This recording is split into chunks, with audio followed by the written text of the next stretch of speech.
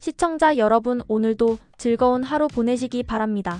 오늘의 사연 시작하겠습니다. 안녕하세요. 저는 얼마 전 시어머니께 직접 전화를 드려 당분간 뵙지 않겠습니다 라고 말씀드린 며느리입니다. 그 통화를 마친 뒤에도 한동안 핸드폰을 손에 쥔 채로 멍하니 앉아 있었고, 전화를 끊고 나서야 가슴속 어딘가에 단단하게 박혀있던 뭔가가 조금 내려앉는 느낌이 들더군요. 그날 저녁 친정엄마에게 전화를 드렸더니 제 이야기를 다 들으시고는 조심스럽게 그러셨어요. 그래도 시어머니 혼자 되신 분인데 너무 매몰차게 굴진 말아라. 내가 좀 더 어른스럽게 이해해줘야지. 엄마의 말은 틀리지 않았고 저도 그 말이 나쁘다고 생각하지는 않았습니다. 하지만 마음 한쪽에서는 계속 울컥하는 감정이 올라왔어요. 엄마는 늘 말하죠. 나는 내 아빠라도 있지만 시어머니는 혼자 살아오셨으니까 더 외롭고 그 외로움 때문에 아들들에게 집착하는 거다. 그래서 며느리인 저라도 좀 더 따뜻하게 받아주면 좋겠다고 하세요. 그런데 솔직히 저는 더 이상 그런 말과 행동을 받아줄 자신이 없습니다. 시어머니가 정말로 외롭고 쓸쓸한 마음을 달래고 싶으시다면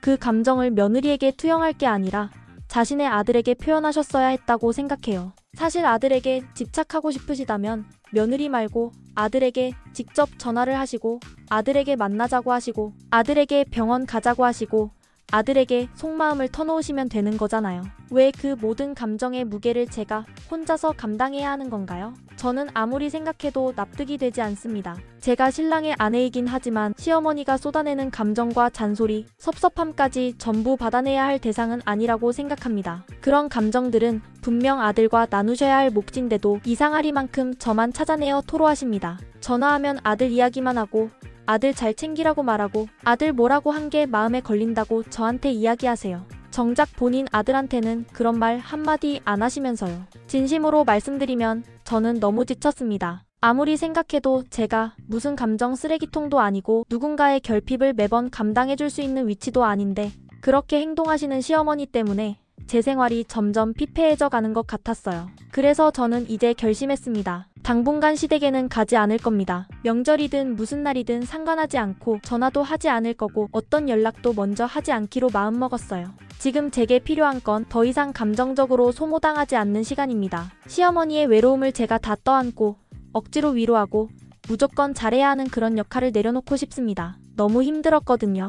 진심으로 지금은 그냥 아무것도 하지 않고 숨 좀 쉬고 싶을 뿐입니다. 결혼을 앞두고 있었던 그 시기 저희 부모님은 당연히 양가의 역할과 준비 사항을 놓고 신중하게 상의하고 계셨고, 특히 저희 엄마는 딸을 시집 보내는 입장에서 어떤 식으로 예단과 혼수를 준비해야 할지 고민이 많으셨어요. 그런데 그때 시어머니께서 아주 단호하게 말씀하셨습니다. 집은 당연히 남자가 해오는 거 아니에요? 며느리는 몸만 오면 되죠. 그 말을 들은 저희 엄마는 조금은 안심하시는 듯한 표정을 지으셨고, 저는 사실 기대조차 하지 않았던 말이라 순간 놀라면서도 기분이 좋았어요.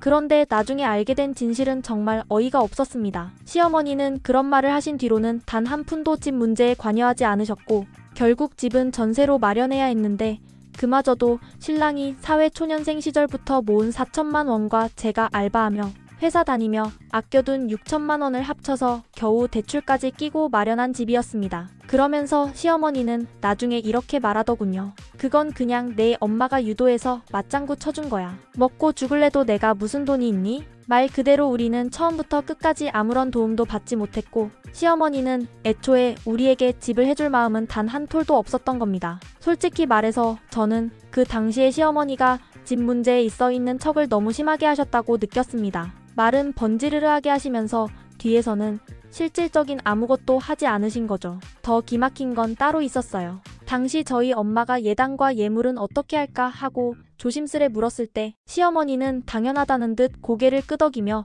예단이야 많이 하시겠죠 같은 식으로 반응하셨고, 지금 돌아보면 그 모든 게 예단 많이 받기 위해 일부러 집 해준다는 식의 거짓말을 하셨던 걸로밖에 안 보여요. 결혼 당시에 실질적으로 들어간 비용을 따져보면 신랑은 4천만 원, 저는 6천만 원의 혼수까지 모두 준비했고 어머니는 예물 명목으로 200만 원, 꾸민비로 200만 원을 주셨습니다. 총 400만 원 정도에 불과했죠. 그런데 그 와중에 시어머니는 정작 본인을 위해 100만 원이 넘는 고급 한복을 새로 맞추셨고 시동생에게는 브랜드 좋은 정장과 코트를 선물하셨으며 시댁에 있던 오래된 가전제품도 하나둘 바꾸시는 모습을 지켜봐야 했습니다. 그 모든 소비가 끝난 뒤 시어머니는 어느 날 저를 따로 부르셔서 담담하게 말씀하셨어요. 너희 결혼시키느라 우리도 1,000만 원은 빚졌다. 그 돈 갚아야지 않겠니? 그 말을 듣고 저는 귀를 의심했습니다. 빚진 건 당신들인데 그걸 저한테 떠넘기겠다고요? 그래서 저도 그때는 참지 않고 말했어요. 저희 예단 한 푼도 안 했잖아요. 집도 안 해주시고요. 그 말에 시어머니는 갑자기 정색을 하시며 목소리를 높이셨습니다. 그래서 지금 너희 부모가 상식 없다는 소리를 듣는 거야. 너도 그 부모 밑에서 자라서 그렇게 예의도 없고 뻔뻔하구나. 그날 이후로 시어머니는 일이 있을 때마다 그 말을 꺼내셨고 틈만 나면 내 부모 상식이 없다. 너도 똑같다며 제 인격을 깎아내리셨습니다. 진심으로 저는 그때부터 점점 깨달았어요. 이분은 단지 돈을 쓰지 않은 게 아니라 거짓말을 밥 먹듯이 하며 오히려 받은 게 없다는 사람에게 뒤집어 씌우는 사람이라는 걸요. 결혼 준비라는 가장 행복해야 할 순간이 그렇게 모욕과 억울함으로 얼룩져 버렸네요.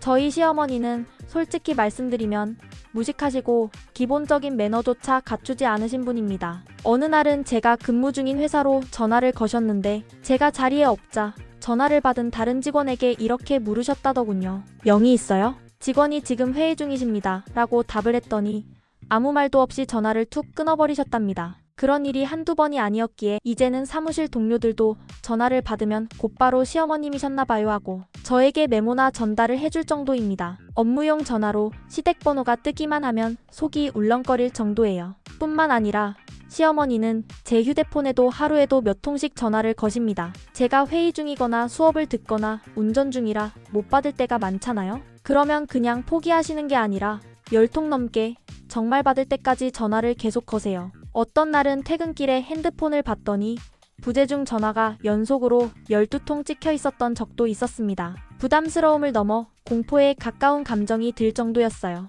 나중에 겨우 전화를 걸어 죄송해요. 회의 중이라 못 받았어요. 라고 하면 돌아오는 건 다짜고짜 소리입니다. 그깟 일 좀 한다고 시어미 전화도 안 받아?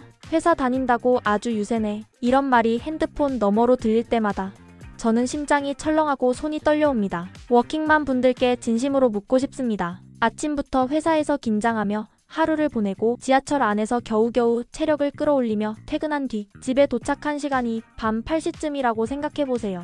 그 시간에 무엇을 가장 하고 싶으신가요? 솔직히 말해서 그냥 아무 말 없이 조용히 누워있고 싶지 않으신가요? 숨도 한번 길게 쉬고 물 한 잔 마시며 소파에 조용히 앉아 하루를 정리하고 싶은 시간이잖아요. 그런데 그런 시간을 저는 가질 수가 없습니다. 잠깐 누워있다 보면 곧 세탁기 돌아가는 소리가 들리고 어지럽혀진 거실이 눈에 들어와서 청소기를 들게 되고 설거지 조금 하다 보면 어느새 밤 10시를 넘겨버리죠. 이런 하루하루가 반복되다 보면 제 삶엔 정말 아무것도 남지 않습니다. 그나마 겨우 확보한 그 짧은 저녁 시간 동안에도 시어머니는 저에게 계속 전화를 거십니다. 딱 자기 전까지 숨 쉴 틈 없이 시어머니가 머릿속을 차지하고 있다는 걸 상상해보세요. 그 시간이 너무 귀하고 소중해서 저는 그 누구에게도 빼앗기고 싶지 않은데 그 시간마저도 며느리라는 이유 하나로 시어머니에게 침해당하는 현실이 너무나 고통스럽습니다. 사실 사람들이 흔히 말하잖아요. 그냥 쉬고 싶으면 연차 내면 되지 않아? 아프면 조퇴하면 되지. 근데 그게 말처럼 쉬운 일이 아니에요. 현실에서는 연차 하나 쓰는 것도 눈치가 보이고 조퇴라도 하면 왠지 모르게 죄송한 기분이 듭니다. 게다가 저는 아직 아이가 없어요. 직장 내에서 아직 엄마가 아닌 여성에게는 더더욱 눈치가 주어집니다. 회식 자리에서조차 아기 언제 가질 거예요? 라는 질문이 돌고 인사팀에서는 저희 부부의 스케줄 조정에 대해 은근슬쩍 이야기를 꺼낼 정도니까요. 그런 상황에서 제가 시어머니 병원에 모셔다 드려야 해서요라고 연차를 내겠다고 하면 누가 봐도 좀 과한 거 아니야? 하는 눈초리를 받게 되는 거죠. 회사가 한가하다고 해도 그런 일로 당당히 빠질 만큼의 여유가 있는 직장이 아닌 겁니다. 그런데 시어머니는 그걸 전혀 이해하지 않으세요. 본인의 기분, 본인의 건강, 본인의 외로움에만 집중하시다 보니 며느리 사정 따위는 관심도 없고 그저 지금 안 오면 못 볼지도 몰라 같은 극단적인 말씀만 하십니다. 정말 묻고 싶어요. 빚 상환은 눈앞이고 연봉 협상도 미뤄지고 출산 시기 압박까지 받는 저라는 사람이 매일같이 시어머니의 생각을 1순위로 품고 전화를 드려야 하는 상황이 과연 정상일까요? 저만 이렇게 힘든 걸까요? 다들 이렇게 살면서도 다 잘 해내고 있는 걸까요? 저만 징징대고 저만 지쳐 있는 걸까요? 솔직히 요즘 들어 그런 생각이 하루에도 몇 번씩 들었습니다. 내가 게으른가? 내가 이기적인가?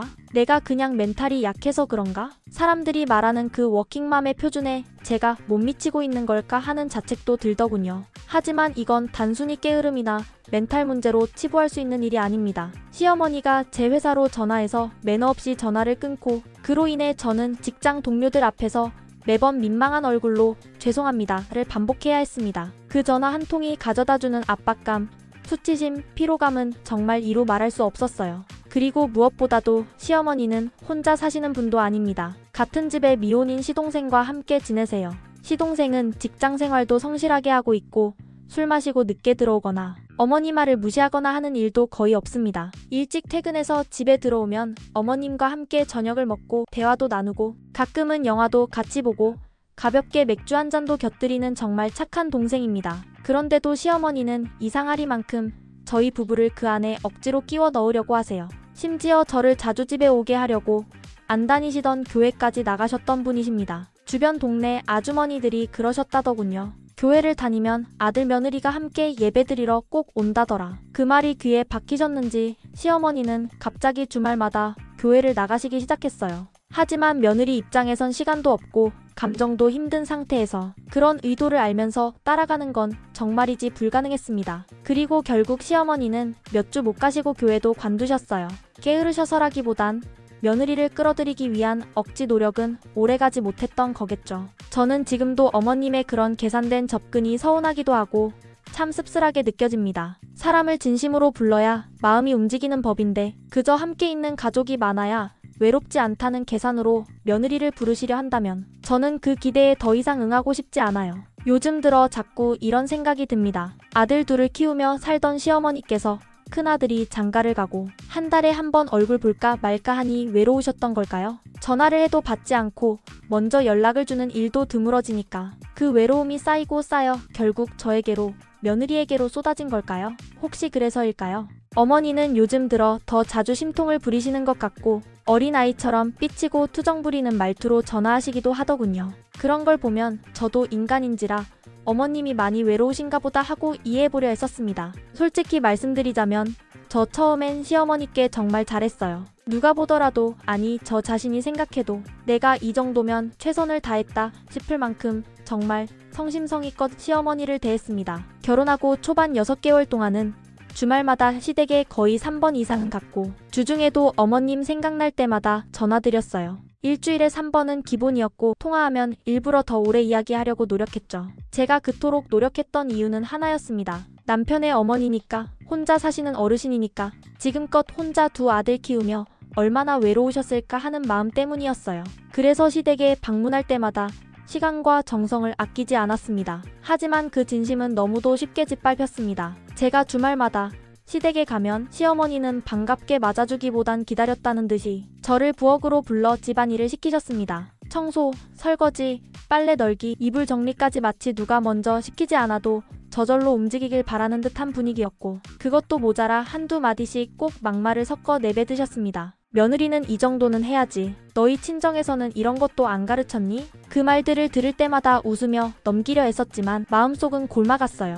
그래도 저는 참고 또 참았습니다. 남편 어머니니까, 홀로 되셨으니까, 외로우시니까 그 생각만 붙들고 꾹꾹 눌러 담으며 웃었습니다. 어머님이 좋아하시는 고기 반찬을 만들 때는 항상 이배로 사서 한 팩은 어머님 댁에 가져다 드렸고 장 보러 가서도 괜찮은 물건이 있으면 꼭 시어머니 몫을 따로 챙겼습니다. 그렇게까지 했던 제가 어느 날 문득 정신을 차려보니 친정에는 아무것도 못 해드리고 있더군요. 엄마 아빠께 뭐 하나 사드린 기억이 없고 명절에도 친정엔 후다닥 다녀와야 했고 어딘가 갈 때마다 시댁 먼저라는 말에 자동적으로 움직이고 있었습니다. 그게 제 삶이었습니다. 시어머니께는 바보같이 다 드리면서 정작 날 낳고 키워준 친정 부모님께는 지금은 내가 아직 여유가 없어서라는 말만 반복하며 손이 닿지 않았습니다. 그게 지금까지도 제 마음을 아프게 해요. 그래서 이제는 저 자신에게 묻습니다. 내가 잘못했던 걸까? 너무 바보 같았던 걸까? 하지만 적어도 저는 할 만큼 했고 최선을 다했다고는 말할 수 있습니다. 그 진심을 몰라주신 분에게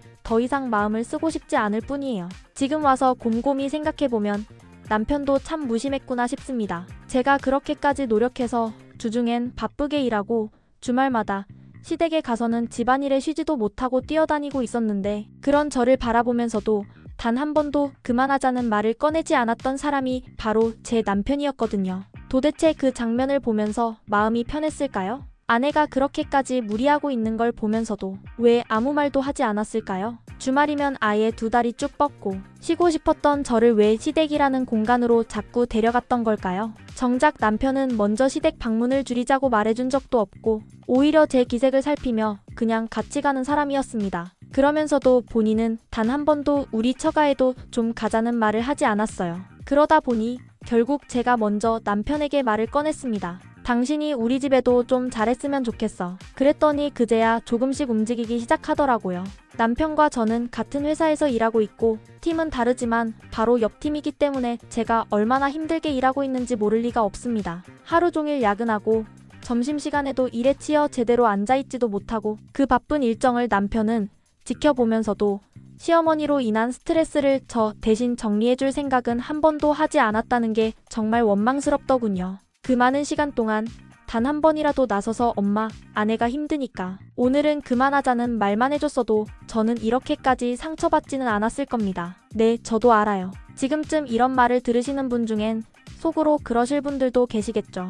그렇게 싫으면 왜 참았어? 착한 며느리병 걸린 거 아니야? 네가 먼저 멍청하게 굴고는 왜 이제 와서 원망이냐? 그 말도 맞습니다. 어쩌면 저는 정말 멍청하게 굴었고 그 착한 척이라는 프레임 안에 갇혀 스스로를 조용히 망가뜨리고 있었던 걸지도 몰라요. 하지만 그 당시 저는 진심이었습니다. 정말 좋은 마음으로 진심으로 시어머니를 이해해보려고 했고 잘하면 언젠가 어머님도 저를 받아들여 주시겠지 싶었거든요. 지금은 아니었다는 걸 뼈저리게 깨달았습니다. 내가 잘한다고 진심으로 대한다고 모든 사람이 달라지는 건 아니구나. 어떤 사람은 상대가 얼마나 정성 들이는지보다 그걸 얼마나 만만하게 볼 수 있느냐만 계산하는구나. 그게 어머니라는 존재였고 그런 어머님을 제가 그렇게까지 품으려 했다는 게 참 억울하고 아프게 다가옵니다. 다행히 남편도 요즘은 조금은 바뀌었습니다. 시댁에 가면 예전처럼 앉아만 있지 않고 슬슬 일어나자는 말을 먼저 꺼내기도 하고 이번엔 시댁 갔으니까 다음엔 처가에도 가야지라는 말도 자주 합니다. 그리고 처가라는 표현조차 안 쓰고 꼭 처가댁이라고 높여 말해요. 그런 작은 변화가 저에게는 매우 큰 변화로 느껴지기도 했습니다. 사실 그 이전에 제가 한번 정말 심하게 화를 냈었거든요. 어느 날 감정이 폭발해서 남편에게 말했어요. 너네 집은 내가 알아서 해. 너네 엄마도 내가 챙겨. 난 이제 손 뗄 거야. 앞으로는 혼자 가든 말든 알아서 하고 전화도 직접 드려. 그날 저는 정말 눈을 부릅뜨고 차가운 목소리로 선을 그었습니다. 그랬더니 남편이 멈칫하더니 미안하다. 앞으로 내가 더 잘할게라며 진심 어린 사과를 하더라고요. 지금 남편이 보여주는 작은 변화들, 그건 어쩌면 또다시 제가 폭발할까 봐 무서워서 눈치 보는 걸 수도 있어요. 아니면 본인의 어머니가 얼마나 대단하신 분인지 그 누구보다도 잘 아는 남편이기에 그런 어머님을 꾹 참고 받아줬던 제 모습을 보고 미안한 마음이 조금은 생긴 걸 수도 있고요.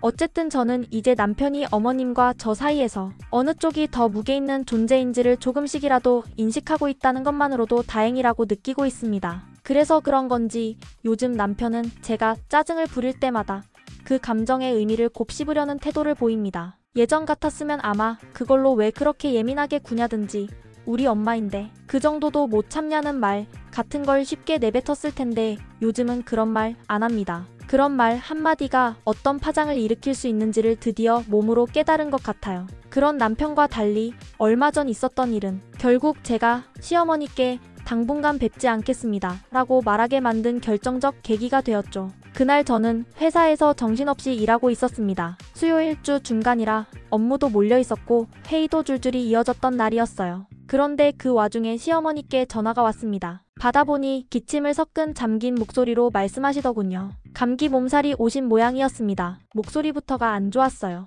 병원에 데려다 줄 수 있냐고 하시는데 솔직히 너무 당황했습니다. 그날은 제가 잠깐이라도 자리를 비우는 게 불가능할 정도로 바빴거든요. 정말 손이 10개라도 모자랄 만큼 일이 몰려 있었고 동시에 기한을 맞춰야 할 마감 건들이 줄줄이 대기하고 있는 날이었습니다. 그래서 저는 죄송하다는 마음을 담아 조심스럽게 말씀드렸습니다. 어머님, 오늘은 제가 잠깐도 시간을 낼 수가 없어요. 다음에 꼭 제가 모시고 갈게요. 오늘은 택시 타고 다녀오시면 어떨까요? 남편한테도 말씀드릴게요. 그랬더니 시어머니는 바깥일 하는 남자 자꾸 빼내면 회사에서 눈치 준다고 하시더니 말끝을 흐리고 전화를 그냥 뚝 끊어버리셨습니다. 저는 그 통화가 그렇게 끝난 줄로만 알았어요. 그런데 며칠 뒤 정말 어이없는 일이 벌어졌습니다. 회사에서 며칠 동안 정신없이 일을 몰아쳤고 마무리 지어야 할 프로젝트를 끝내고 나니 거의 새벽이 다 되어 집에 들어왔습니다. 잠을 제대로 자지도 못한 상태였고 몸도 마음도 탈진 상태였는데 그날 밤 집에서 함께 키우는 강아지가 다리를 절룩거리는 겁니다. 새벽 내내 확인해보니 탈구였습니다. 결국 저는 다행히 잡아두었던 연차를 다음날 써서 강아지를 병원에 데려갔다 왔어요. 그날 병원에서 돌아오는 길 잠깐 짬이 나서 시어머니에게 전화드렸습니다. 그간 몸은 좀 괜찮으신지 여쭤보려던 참이었죠. 그러면서 그날 연차 내고 강아지 병원에 다녀온 이야기까지 말씀드렸는데 믿기지 않게도 그날 오후 시어머니가 저희 집으로 갑자기 찾아오신 겁니다. 며칠 전만 해도 감기 몸살로 기운 하나 없이 전화를 걸어 몸이 너무 안 좋아서 병원 좀 데려다 줄 수 있겠니? 하고 말씀하셨던 분이 이번엔 저희 집에 와서 소리를 고래고래 질렀습니다. 내가 아파 죽을 것 같다고 전화했을 땐 바쁘다고 하더니 그깟 개새끼 아프다고 회사까지 쉬어? 라는 말이 제 귀를 강하게 때렸습니다. 순간 가슴이 철렁 내려앉았어요. 도대체 어떻게 이런 말이 나올 수 있을까요? 사람이란 존재가 어떻게 이 정도까지 이기적이고 잔인할 수 있죠? 정말 이러다가는 머리채라도 잡히는 거 아닐까 싶은 생각이 들어 순간적으로 등줄기에 식은땀이 흘렀고 한편으로는 말로 표현할 수 없을 만큼 화가 치밀어 올랐습니다. 저는 더는 할 말도 없고 하고 싶지도 않았습니다. 앞뒤 말 다 생략하고 단도직입적으로 말했습니다. 이제 어머님과는 안 보고 살겠습니다. 저 이러다 정말 암 걸릴 것 같아요. 더 이상 어머님 며느리 노릇 못 해먹겠어요. 그리고 마음속에 수년간 꾹꾹 눌러왔던 말을 처음으로 꺼냈습니다. 제가 결혼할 때 어머님께 받은 것도 없잖아요. 집 해준다고 말만 해놓고 결국 아무것도 안 해주시고 오히려 바라는 것만 많으시고 저는 그래도 진심으로 좋게 잘해드리려고 했어요. 그런데 돌아오는 건 없고 요구는 점점 더 늘어나고 심지어 구박까지 받는데 이제는 도저히 못하겠어요. 앞으로 드리던 용돈도 전부 끊을 겁니다. 나랑 영씨 똑같이 일하고 똑같이 돈 벌고 사는데 왜 나만 이런 개만도 못한 대접을 받아야 하나요? 그렇게 말하며 저는 처음으로 어머니께 소리 질렀습니다. 울컥하는 눈물이 목까지 차올랐고 그동안 쌓였던 응어리가 터져나오는 것 같았어요. 그러자 시어머니는 역시나 그런 말이 나올 줄 알았다는 듯 말했습니다. 그래, 예단 안 보낼 때부터 알아봤다. 그러면 아들만 보내라. 저는 그 말에 다시 또 폭발했습니다. 예단 안 한 거? 어머님이 집 해주신다고 사기쳐서 그렇게 된 거잖아요. 저는 그래도 그 이후로 지금까지 며느리 노릇 충실히 해왔습니다. 더 바랄 게 뭔가요? 그리고 마지막으로 결정적인 말을 했습니다. 영씨가 제 남편입니다. 제가 가지 말라고 하면 시댁에 갈 것 같으세요? 어머님은 그 못된 마음으로 며느리 하녀 취급하다가 결국 큰아들 평생 못 보고 사시게 될 겁니다. 그동안 믿고 또 믿었던 관계, 잘하면 언젠가 바뀌리라 믿었던 제 순진한 기대가 송두리째 무너졌다는 걸 절절하게 말하고 싶었어요. 저는 지금까지도 잘하면 달라지시겠지 했어요. 그런데 몇 년이 지나도 달라지는 건 하나 없고 오히려 더 심해지기만 하더군요. 이제는 확실하게 느낍니다. 어머님은 사람 되긴 글렀어요. 앞으로 큰아들은 없다 생각하고 작은아들과 잘 지내세요. 저는 여기서 끝입니다. 그러고는 마지막으로 말했습니다. 그래도 어머님 혼자 두고 싶지 않으면 가끔 안부는 묻겠습니다. 그런데 시댁에 오라가라 하시면 그땐 영시도 다시는 어머님께 안 보내드릴 거예요. 그리고는 단호하게 외쳤습니다. 당장 나가세요. 지금 이 자리에서요. 시어머니는 아무 말 없이 일어나 집을 나갔고 저는 현관문을 조용히 그러나 힘주어 쾅 닫아버렸습니다. 그 순간 온몸에서 힘이 풀리면서도 심장이 미친 듯이 뛰었습니다. 그런데 이상하게도 무서움보다 먼저 들이닥친 감정은 해방감이었어요. 드디어 진짜로 말해버렸구나. 그날 저녁 퇴근한 남편이 현관문을 열고 들어오자마자 조심스럽게 물었습니다. 엄마가 전화해서 뭐라고 하던데 무슨 일 있었어? 그 말에 저는 숨기지 않고 그날 있었던 일을 처음부터 끝까지 솔직하게 이야기했습니다. 며칠 전부터 쌓여온 감정이며 그동안 시어머니 때문에 얼마나 힘들었는지 말하지 않고 속으로만 삼켜왔던 얘기들을 하나하나 꺼내어 전했습니다. 그리고 덧붙였습니다. 나는 앞으로 시어머니랑은 안 보고 살 거야. 당신이야 아들이니까 연락하든 말든 나는 관여 안 해. 대신 나한테는 어떤 말도 꺼내지 마. 그렇게 말하는 제 목소리에는 담담함과 분노, 서러움이 뒤섞여 있었습니다. 남편은 한참을 말없이 듣고 있더니 조용히 고개를 끄덕였습니다. 그러더니 이렇게 말하더군요.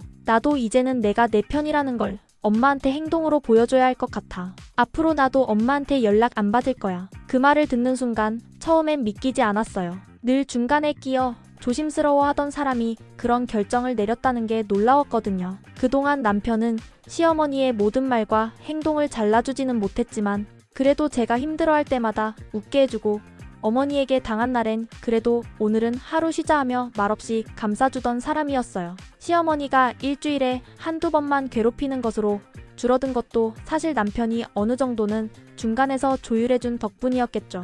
그래도 이제야 드디어 남편이 제 마음을 똑바로 이해해주고 있다는 느낌이 들었습니다. 그것만으로도 저는 조금 숨을 쉴 수 있었고 이 사람과의 결혼을 후회하지 않을 수 있겠다는 안도감이 들었어요. 그 이후로 시어머니는 몇 번 더 전화를 하셨습니다. 남편이 전화를 받지 않는다고 제게 전화해서 왜 전화를 안 받느냐고 묻기에 어머님 말씀드렸잖아요. 내 남편이 내 편이니까 전화를 안 받는 거예요 라고 또렷이 말해드렸습니다. 며칠 뒤 또다시 아무 일도 없었다는 듯 전화를 하셨습니다. 이번 주에 김장할 건데 올 거니? 그 말에 저는 순간적으로 웃음이 났다가 울컥했어요. 그래서 더 이상 참지 않고 말했습니다. 어머님, 제가 말씀드렸잖아요. 저는 평생 어머님이랑 얼굴 안 보고 살 거라고. 왜 자꾸 전화를 하세요? 말끝이 떨렸고 제 목소리엔 분노가 담겨 있었습니다. 그랬더니 시어머니는 너는 참 독하다라고 하시더군요. 그 말에 저는 참지 못하고 말했습니다. 어머님만 하겠어요? 전에도 말씀드렸지만 어머님은 사람 되기는 글렀어요. 우리 이제 남남이에요. 그러니까 더 이상 전화하지 마세요. 그렇게 말하고 단호하게 전화를 끊었습니다. 그리고 그 이후로 정말 더는 연락이 오지 않았습니다. 이제는 조용합니다. 물론 어른에게 제가 말을 심하게 한 건 사실입니다. 하지만 저는 그것이 잘못이었다고 생각하지 않습니다. 제가 할 수 있는 최선의 저항이었고 그동안 짓눌려 살았던 저 자신을 구해낸 마지막 한마디였어요. 지금 이대로가 언제까지 계속될지는 모르겠지만 저는 이제 더는 시어머니와 예전처럼 지내고 싶지 않습니다. 그저 이 평온이 조금만 더 길게 유지되었으면 제 멘탈도 그 안에서 조금씩 회복될 수 있지 않을까 기대하고 있을 뿐입니다. 그리고 착하기만 한 시동생이 혼자 어머니를 모시는 게 조금 걱정되긴 해서 어머니께 드리던 용돈은 앞으로 시동생에게 직접 드리기로 했습니다. 그게 제 마지막 배려입니다. 이야기라는 게 아무 데나 꺼내기 어려운 것도 있지만 막상 꺼내고 나면 조금은 마음이 가벼워지는 법이잖아요. 이 일도 그랬습니다. 어디에도 말 못하고 마음속에만 품고 있던 이야기를 이렇게 글로라도 풀어내고 나니 조금은 숨을 쉴 수 있게 되었어요. 저 그동안 정말 힘들게 살아왔습니다. 어쩌면 저도 너무 쉽게 화를 냈고 너무 날카롭게 선을 그은 걸지도 모르겠어요. 하지만 욕만은 하지 말아주세요. 제 이야기가 너무 이기적으로 들리지 않기를 바랍니다.